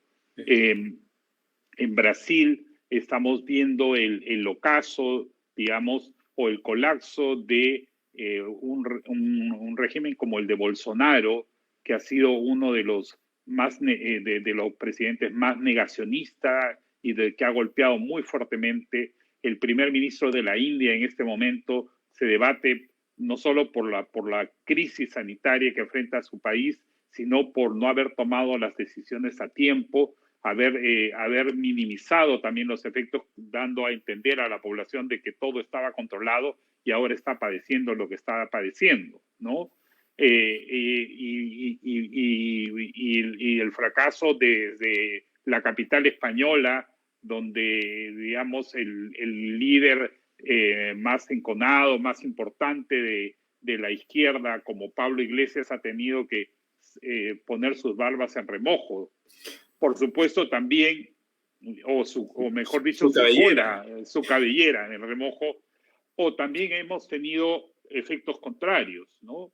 Nuestra polarización peruana, el fortalecimiento de regímenes como el de Bukele en El Salvador, la crisis que no parece nunca acabar y agravarse, que está terrible, según me cuentan mis amigos venezolanos en Venezuela, del régimen de Maduro, o la crisis de las protestas en Colombia, que ha traído a miles de colombianos hacia las calles en contra de las propuestas de Duque. O sea, en realidad, el mundo, no solo el virus nos ha puesto, digamos, contra la pared como seres humanos, sino también los sistemas políticos o los regímenes políticos que han estado gobernando en este momento, que han mantenido cierta hegemonía pre-pandemia, o están cambiando o están siendo puestos en entredicho, ¿no? Para no hablar del fortalecimiento de, por ejemplo, figuras con mejor talante y mejor capacidad para manejar, como la primera ministra de Nueva Zelanda, ¿no? Que se convirtió en una especie de la líder que todo ser humano quisiera tener en su país, ¿no? O sea, la que sonriente te decía voy a donar las vacunas a todas las islas que están alrededor de Nueva Zelanda porque ¿cómo se llama? Nosotros ya hemos conseguido vacunar porque necesitamos ayudar porque esta pandemia es así. O la deflagración de esa nueva crisis que está enfrentando también a Palestina con Israel, ¿no? Y que además se ha convertido en algo que parece que puede desbordar más el Medio Oriente, que si bien es un viejo conflicto, demuestra también las dificultades que hay en Palestina para combatir la pandemia, ¿no? Y también por primera vez un elemento nuevo en este conflicto palestino-israelí, de enfrentamientos en las ciudades mixtas. O sea, yo creo que hay todo un panorama internacional que va a cambiar y que va a ser un nuevo mundo que se está escribiendo ahora y que no sabemos en cuánto va a modificar aún más la geopolítica, ¿no? Nada más, ahí me quedo. Bien, vamos a responder algunas preguntas de las personas que nos están mirando. Bien, tenemos una pregunta de Giovanni Burga, nos dice, considerando que el COVID-19 es un virus zoonótico, ¿consideran que en el futuro habrá una mayor conciencia ambiental post-pandemia? ¿Ver alguien que quiera comentar al respecto? Juan de la Puente. Yo creo que esa es de hecho, teníamos nosotros un conjunto de preguntas que creíamos que la evidencia había contestado, y cuando nos encontrábamos frente a una especie de empate o casi empate entre preguntas y respuestas, como dice el poeta, nos cambian las preguntas, y entonces ahora tenemos nuevas preguntas y necesitamos nuevas respuestas. Este asunto de las otras pandemias, yo creo que requiere un abordaje multidisciplinario, y ese abordaje multidisciplinario yo creo que es muy desafiante en el contexto en que en general en las políticas científicas y culturales y en las políticas universitarias hay poca interdisciplinaridad. Hace algunos meses yo, por ejemplo, escuchaba que un médico conductor de un programa radial de la televisión se burlaba de un médico veterinario y sin probablemente darse cuenta que las evidencias sobre la zoonosis es una investigación que viene además de la mano del trabajo de los veterinarios y del concurso de veterinarios con biólogos, con médicos y con otras especialidades. Entonces, en el Perú no sé cuánto hemos avanzado en la interdisciplinaridad del tratamiento de estos problemas. Es como cuando nosotros tuvimos en el Perú 56% de pobreza. Y el asunto de la pobreza no era un asunto de economistas. Terminó siendo un tópico con un abordaje multidisciplinario de economistas, de sociólogos, de nutricionistas, ¿no? de cientistas políticos, de profesores, ¿no? de educadores, y en general de administradores y de otras especialidades. Hoy día, incluso la misma reforma de la carrera pública magisterial se ha demostrado que implica un abordaje multidisciplinario. Entonces, yo contestaría esto diciendo que esto es muy, muy desafiante y probablemente la necesidad de encarar estos nuevos problemas de la humanidad nos obliguen a volver a discutir y a mirar políticas culturales y políticas científicas en la universidad y en general en el Estado. Sí, ahí estoy de acuerdo también, y creo que hemos aprendido, o poco a poco nos vamos alejando de la idea de que la ciencia es algo neutro, que funciona igual en todos los países, ¿no? Entonces nos damos cuenta que sí, la vacuna es la misma dosis de Pfizer en Estados Unidos, en Europa, en Perú, pero la situación en la cual se produce esta vacuna o se distribuye no es la misma, ¿no? Entonces lo mismo con la zoonosis, ¿no? Lo vemos como una forma abstracta, como algo que sucede en un solo punto y que podemos decir, ok, pasó en este mercado, ¿no? Bueno, se cierra el mercado. Así no funciona, ¿no? O sea, los virus han estado mucho antes que nosotros, que los seres humanos. Hemos convivido con los virus durante mucho tiempo. Claro, evidentemente ahora tenemos otras características que hacen que si se da una epidemia en un lugar, pueda convertirse en una pandemia en cuestión de semanas, ¿no? Entonces, como decía Juan Francisco, no es solo decir, bueno, ¿cómo acabamos esto? Sino que tienes que tener una visión muy amplia de diferentes disciplinas, no solo la científica, también la social y también cómo funciona la ciencia, cómo es cada una de nuestras sociedades, etcétera, ¿no? Creo que ahí las vacunas probablemente sea lo que más nos ayuda a entender cómo funciona la ciencia, ¿no? O sea, las barreras que hay para aplicar el conocimiento científico no solo son en el tema médico, pero también son, por ejemplo, en la ingeniería, ¿no? Vemos muchas veces en Perú cómo se intentan resolver algunos temas de infraestructura, no solo desde Lima, sino a veces desde el extranjero, sin conocer las características locales, ¿no? Entonces, por ejemplo, yo viví en Piura cuando fue el fenómeno del Niño, y pasaba muchas veces que las soluciones venían de Lima o venían del extranjero y no se tenían en cuenta, ¿no?, las características de la sociedad. Y las personas decían, eso no va a funcionar, ¿no? Porque ya lo han intentado antes y no funcionó, porque por el tipo de terreno, por el tipo de construcción que necesitamos, etcétera, ¿no? Entonces creo que tal vez entender eso nos va a ayudar también a otros problemas que tenemos, ¿no? Que no solo es cuestión de aplicar la ciencia no funciona como en una aspiradora, ¿no? Funciona en una sociedad y funciona interactuando con diferentes aspectos de la sociedad, ¿no? Entonces, esa visión de la ciencia es neutra y yo la aplico, poco a poco va retrocediéndose, ¿no? Sino que es más bien como un trasplante, no solo poner cualquier órgano, tiene que ser compatible, tienes que ver si funciona desde la compatibilidad de la sangre hasta el tipo de persona, etcétera, ¿no? Hasta el post, ¿no? El postoperatorio también. Entonces, entender la ciencia como algo que uno le aplica y da los resultados esperados es una visión limitante porque no va a funcionar de esa forma. De acuerdo, muchas gracias. Tenemos otra pregunta. Nos dice, para cualquiera, también una pregunta bastante abierta. ¿Cómo ven el periodo post-pandemia a próximo plazo? Digamos, el 2022, el 2023, acá en Perú, considerando los escenarios que podrían abrirse a partir de julio de este año. A ver, ¿tenemos algún comentario al respecto?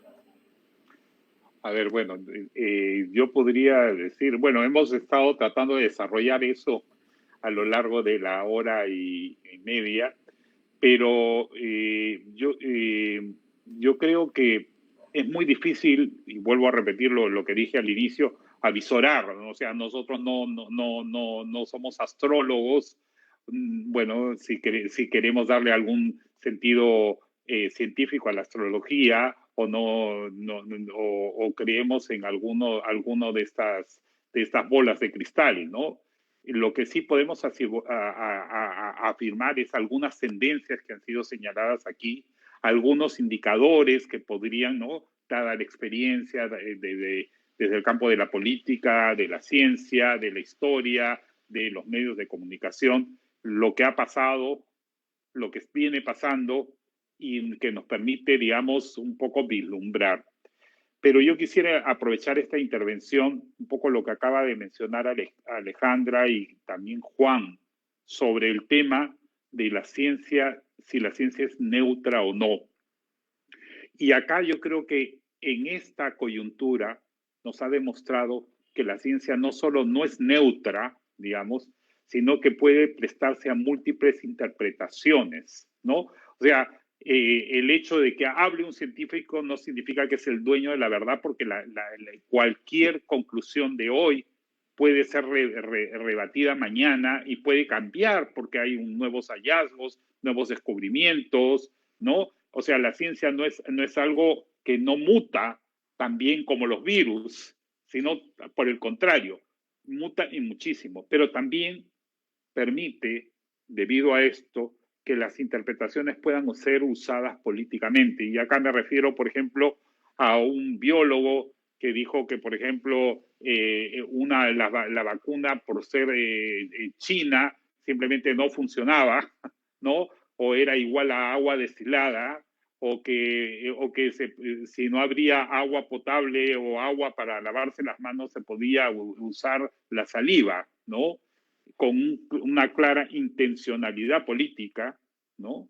Como también algunas otras interpretaciones que se han dado de médicos en contra del uso de mascarillas, ¿no? O sea, o pseudomédicos, o a favor del dióxido de cloro, o la cloroquina, o todas estas recetas, ¿no? Supuestamente milagrosas, o la famosa vacuna peruana, que ni siquiera existe porque ni siquiera se ha probado en seres humanos, pero ya estamos diciendo de que va a salir la vacuna y ya llega la vacuna cuando sabemos que esto no existe y que además se pone como elementos para que la opinión pública opine, para que la opinión pública supuestamente obtenga esta información, pero muchos de estos elementos tienen un trasfondo político que es conseguir o simpatías hacia una determinada causa, o conseguir votos, o conseguir derrumbar al contrario para escalar alguna posición en el índice de popularidad o de aceptación popular, ¿no?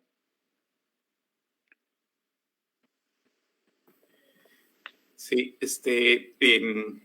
a mí me gustaría, digamos, contraponer, así como la ciencia no es neutra, ni es homogénea, ni por supuesto equivale a la verdad.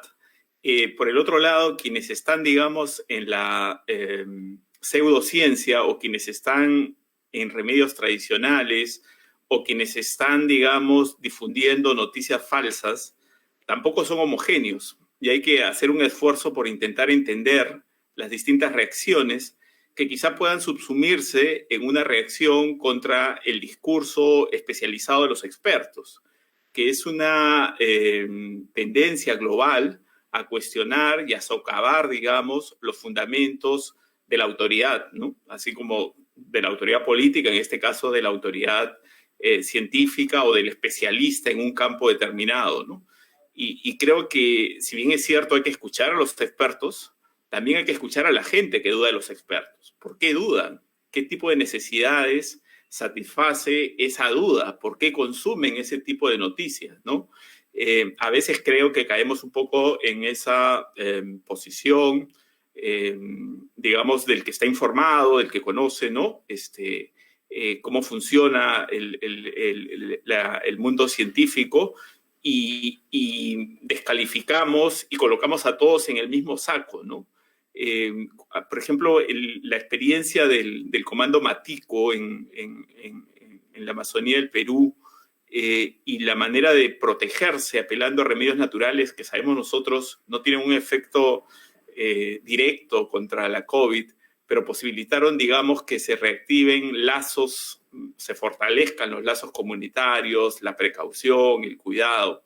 Esa es una dinámica muy distinta, digamos, a la del dióxido de cloro, ¿no es cierto? Donde me parece que solamente el Congreso boliviano también sacó una ley aprobándolo, pero la presidente Yanine Áñez no la pasó, ¿no? Y ahora el Congreso peruano propone nuevamente estudiar si es que él tiene algún fin preventivo o terapéutico contra la COVID-19, cosa que está ya completamente desacreditada y desautorizada, ¿no es cierto? O sea, la ciencia ya investigó eso y hay una opinión.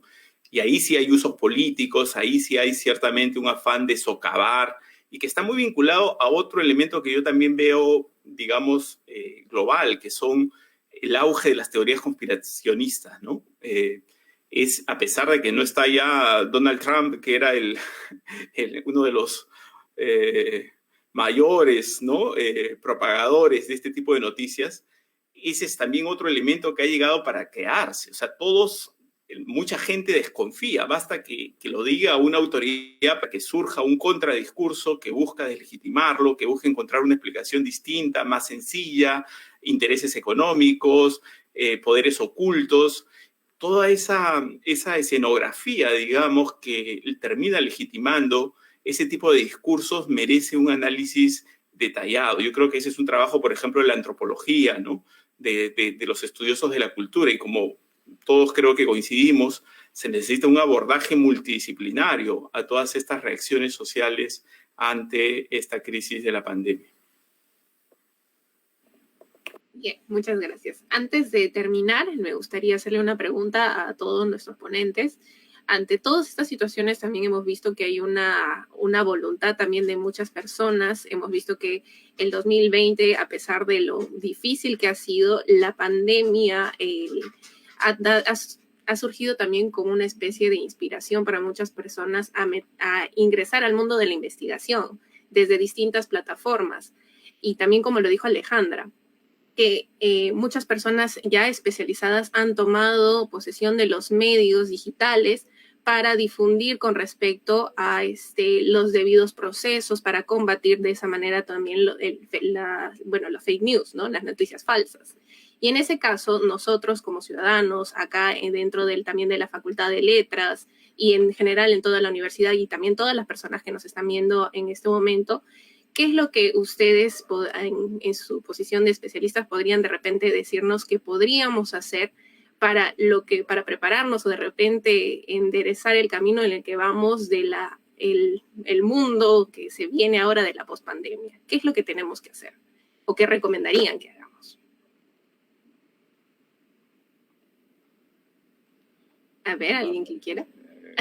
Es bastante complicado dar consejos cuando no tenemos en realidad un norte claro de hacia dónde, ¿no? Hacia dónde se va a dirigir el mundo, ¿no? Entonces, decir, hagan esto o no dejen de hacer aquello. Quizás algo que nos ha hecho, digamos, reflexionar y algo valioso que tenemos los peruanos, creo que Juan lo mencionó, el tema de la resiliencia, de esta capacidad de los peruanos de reconstruirnos, a pesar de todas las crisis, siempre salimos adelante, ¿no? Esa creencia de que el peruano le ponen piedras en el camino y sin embargo pues busca un desvío y sigue avanzando. Y la mejor prueba es la proliferación, por ejemplo, de las ollas comunes en nuestros asentamientos humanos, que han aumentado considerablemente. Si antes existían los comedores populares y todo, o sea, las redes de solidaridad han sido muy grandes y yo creo que desde la universidad debemos fomentar eso, la solidaridad, y los estudiantes en ese sentido que son jóvenes, que tienen esta capacidad, que tienen por impulso ayudar a modificar la sociedad. Yo creo que eso sería un aspecto. Desde el campo del periodismo, evidentemente, crear los espacios para el debate, para la denuncia, para mostrar las injusticias, pero también para mostrar esta guerra, digamos, de las noticias falsas que van a aumentar aún acabando la pandemia. O sea, la pandemia acabará, pero las fake news no van a crecer más que los virus de repente, ¿no? O se van a multiplicar mucho más o van a mutar más y de repente con elementos mucho más sofisticados, mucho más edulcorados, y donde la diferencia, la capacidad de nosotros de detectarlas, de descubrirlas, va a ser mucho más difícil. Entonces, vamos a creer muchas de estas cosas o dar como verdad muchas de estas cosas que al final no resultan ciertas. Entonces, si tuviera que dar un consejo para los estudiantes de letras, de comunicaciones, es precisamente crear los mecanismos para la detección y señalamiento de estas noticias falsas y para discutir la sociedad que ellos van a heredar.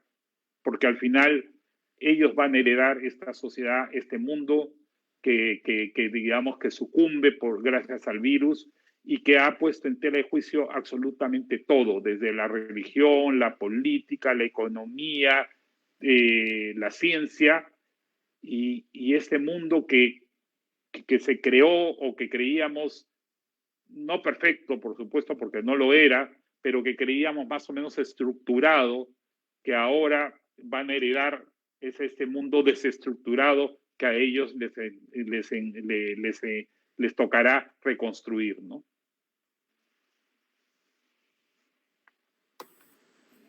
Sí, ahí para comentar algo más también. Claro, hemos hablado bastante de cómo se trastoca la información en las noticias falsas, en opiniones, etcétera, pero también nos hemos dado cuenta que es como una forma de vivir, ¿no? O sea, de alguna forma se trastoca toda la realidad, hay la desconfianza en absolutamente todo, y ahí, desde mi parte, como yo estoy más en redes sociales, como generando contenido, ¿no? Creo que es importante también que sea en esos espacios, sobre todo los que estamos en la academia, también es una oportunidad para conectar con la sociedad, ¿no? Entonces, en algunas disciplinas también nos falta conectar con la sociedad, ¿no? Sobre todo en la ciencia, a veces siempre decíamos, no, es que la gente no entiende de ciencias, ¿no? Y nunca nos preocupamos por explicarlo, nunca ni siquiera nos preocupamos por ser un poco más abiertos, por comentarlo, nada, ¿no? Y creo que no solo es cuestión de que ahora todos tengamos, ¿no?, nuestros propios medios, que ahora está súper bien que haya más medios independientes o más cuentas de Instagram o más personas diciendo sus opiniones fundamentadas, pero creo que también cada uno de nosotros tiene una posición en su círculo social, ¿no? O sea, en sus amigos, en sus familiares, y por lo menos yo cuando hablo con la gente sé que por lo menos hay uno que ayuda a debatir estas noticias falsas en cada grupo de WhatsApp, ¿no? Porque, por ejemplo, los grupos de WhatsApp funcionan como unos microcosmos en los cuales llega toda la información falsa y siempre hay una persona que no, esto no es cierto, ¿no? Entonces, no necesariamente es una persona que viene del mundo académico, pero que sí tiene al final una influencia en su público cercano, ¿no? Que eso que creo que también es importante que las personas que quieran tener la información puedan tener las herramientas, ¿no? Porque al final podemos pasarnos la vida entera desmintiendo una por una las noticias falsas, pero como decía Hugo, es entender cómo funciona la ciencia, es entender cómo funciona la producción de conocimiento, ¿no?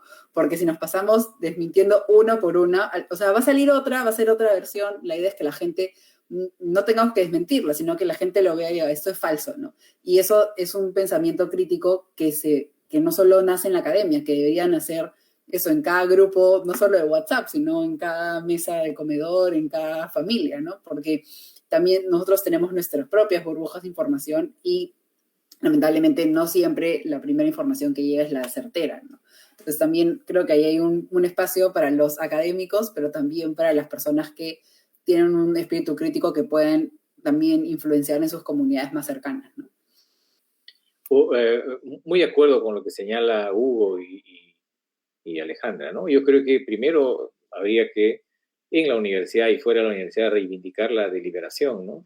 A inicio de la pandemia nos dijeron que lo único que podríamos hacer los ciudadanos era quedarnos en casa y descubrió poco a poco que necesitamos deliberar y tener el espíritu crítico. Entonces, yo reivindicaría la necesidad de una mayor deliberación y reivindicar el argumento, reivindicar la evidencia y reivindicar la reflexión. No solo ya por la pandemia, sino en realidad como parte de una sociedad civilizada digamos, para mejorar nuestro concepto civilizatorio. Y creo que también hay que reivindicar las humanidades, ya que estamos hablando de la universidad. Miren, en 1798, poco antes de morir, Immanuel Kant publicó este libro, El conflicto de las facultades. Y ahí advertía tempranamente, estamos hablando más de 2 siglos, las amenazas que se ciernen sobre las humanidades por esa tendencia tecnocrática en la profesionalización en la universidad. Y más de 2 siglos después sigue siendo vigente esta prédica, ¿no? Y la idea de que la tecnocracia va por un lado y las humanidades por otra, que ha llevado a la educación universitaria a prescindir del curso de las humanidades o de los cursos de humanidades, creyendo que el papel de la universidad es producir mano de obra técnica, mano de obra tecnocratizada o mano de obra intelectualizada, pero al fin y al cabo para el consumo de mercado. Y en realidad reconciliar la ciencia con las humanidades implica volver, decía al inicio, a esta relación, que es una relación inicial orgánica y única entre las ciencias y humanidades, siendo una parte de otra. Y a mí me parece que este es un momento muy importante, porque es curioso, ¿no? Las primeras profecías en la pandemia ha implicado un conjunto de predicciones de todas las áreas y casi todas se han equivocado. Y probablemente en esta falta de abordaje multidisciplinario se encuentra una explicación de esta tendencia a pronosticar, como dice Hugo, sin evidencia, y que eso nos puede llevar al fracaso. Entonces, estamos en un evento de la Facultad de Letras y Humanidades, y este es un momento para volver a reconsiderar y traer sobre la mesa este texto del conflicto de las facultades de Kant, ¿no? En algunos países, si Kant viviera en muchas de nuestras sociedades, probablemente sería cuestionado como un antisistema, ¿no? Ahí lo dejo. Muy bien, muchas gracias a las opiniones y a esta propuesta de volver a encontrar la ciencia con las humanidades. Yo solamente quería añadir la necesidad de liberar los controles del imaginario, ¿no? Yo creo que estamos en un momento en el cual todo está en riesgo y todo está en juego, ¿no? Y eso requiere una máxima libertad para imaginar espacios, relaciones, repensar nuestras propias prácticas. Y ese ha sido también un poco el espíritu de esta mesa de encuentro y conversación. Desde la Facultad de Letras estamos muy contentos de haber podido llevar a cabo esta mesa y le doy la palabra a Xiomi ya para cerrar. Bien, muchísimas gracias. Efectivamente, como siempre se ha tratado de cultivar en la Facultad de Letras, llamar a justamente este tipo de eventos.